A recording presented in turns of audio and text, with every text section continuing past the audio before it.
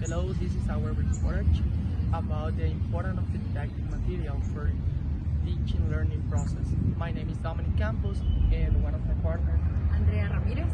and My name is María Escobar. we are talking about a little bit about our topic. Welcome. Well, the didactics for the teacher of the 21st century has a very important role since it allows greatest interaction and communication between the teacher and the student, using different techniques and methods in the teaching learning process. By contrasting their traditional education of previous century with current education, it can be evidence that the evolution of method and techniques are really significant. In current education, didactic method is instrument go hand in the reproduction of new concepts. According to what indicates Medina Rivilla and Salvador Mata 2009, didactics is the rigorous discipline or treaty of study and foundation of the teaching activity as soon as the training learning of students is encouraged in the most diverse context. Flores 2005 tells us that teaching focuses on the student and part of their interests, capacities, and experiences is something that can be achieved better with multimedia help due to the multiplicity of stimuli, sources, and information paths available for each student. So, are didactics and teaching in general really far from real-life activities? The teaching learning process is not attached for the real life.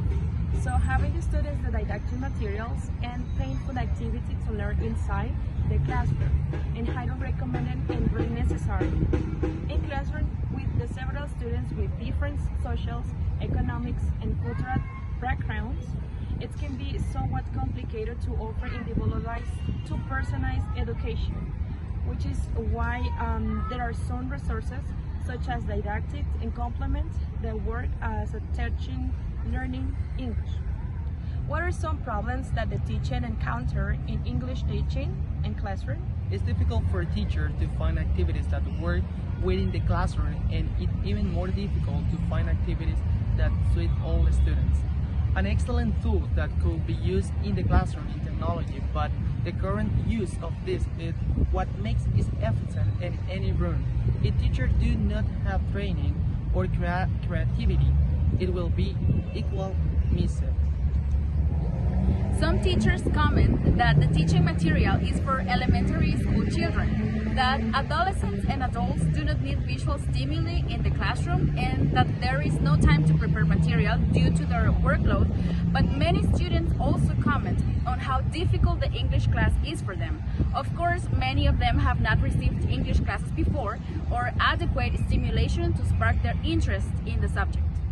Are playful activities useful for both young students and adults? Playful activities can be somewhat unusual for some teachers and even some students who feels natural and adults enough to pay them during the classes. But people never stop learning. Isn't it beneficial for everyone to watch on a picture, to listen to a speech and sing a song, and so on and so forth? It's never all on the activities carry out time. Young people, like a people, respond better during the classes when is the encourage and motivations during the study sections. People who teach English could make an adequate use of the didactic material during their classes with a photograph, drawing, color, and image to associated with their native language. A student can enrich their vocabulary considerably, improve their grades as well as their interest of learning another language. Who were the first authors to mention the solution for this problem? Were they the pioneers of didactics? Yes, and there were many. Herbert, 1935, referred to didactics as the result of scientific study or the combination of teaching and instruction, and considered the former as the way to achieve instruction and the latter as a means of concretizing education. John Amos Comenius, in the Magna Didactic circa 1631, described didactics as art, intellectual and practical quality, internal ability that manifests itself as a facility to produce a certain type of work, ability to communicate a topic, make a difficult issue clear, and manage to stimulate learning in their students. According to the Morales 2012, the didactic resource is understood as a set of materials that intervene the facility to teaching's learning process. Montessori 2007 described the didactic materials in the following way. So it's not a simple pastimes, not a simple source of the information. It's more than didactic materials to teach that are designed to capture the child curiously and guide them by the desire to learn. The first properly didactic material was the work Orbis Sensual in Pictus by John Amos Comenius in the 17th century. Its intention was to facilitate the transmission of knowledge, combining the written text with pictorial representations, as well as incorporating the vernacular language. Orbis Pictus, 1658, shows a visible world in drawings, a book for learning Latin, which seems to be the first illustrated book for children. What are the new material that teachers are using to teach English? English teachers have many tools to teach English in a fun way. There are even board games that could be used in classes, and students will have the chance to learn more by using them. The use of technology in classes allows teachers to have a better performance, but they need to know how and when to use these tools. Some examples of the didactic materials or resources that English teachers could be used on the teach and learning process of basic English for students are flashcards, blackboards, posters, and really CD players, videos, computers and laptops, internet, textbooks, magazines, the newspaper, worksheets, board games, and pictures, photographs. So in the end, are these games and playful activities really helpful for all students? Do they learn more than when playing? ¿Crees que aprendes más cuando hay alguna dinámica en las clases? Sí, ¿Por qué? porque siento que me facilita el aprendizaje. Ok. Generalmente las clases sin ninguna actividad o juego te parecen aburridas. Tal vez no aburrida, pero siento que con material didáctico, con juegos y dinámicas, se me es un poquito más fácil como aprender. Ok. ¿Alguna recomendación para los docentes de esta clase? Pues estoy muy satisfecha con las clases, la verdad, pero quizás una de las recomendaciones sería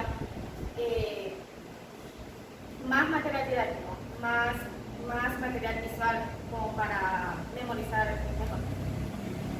Gracias. ¿Crees que aprendes más cuando hay alguna dinámica en la clase? Sí, ¿Por qué? porque la clase se hace más divertida, más interesante y también jugando o con alguna dinámica se hace más fácil de aprender. Perfecto. Bueno, generalmente las clases sin ninguna actividad o juegos te parecen aburridas.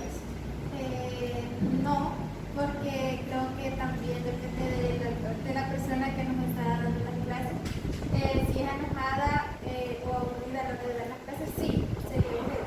Pero si es una persona divertida y se lleva bien con los alumnos, no se hace tan aburrido. Ok, perfecto.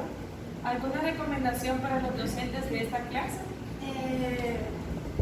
Solo que deben de quizás traer un poquito más de dinámicas para que nosotros podamos aprender o que se nos queden ciertas palabras. It was observed that the students of the basic level reacted correctly to the didactic material that was implemented during the class through oral tests or games. They seemed more interested in the class, and it resulted in better speaking for students.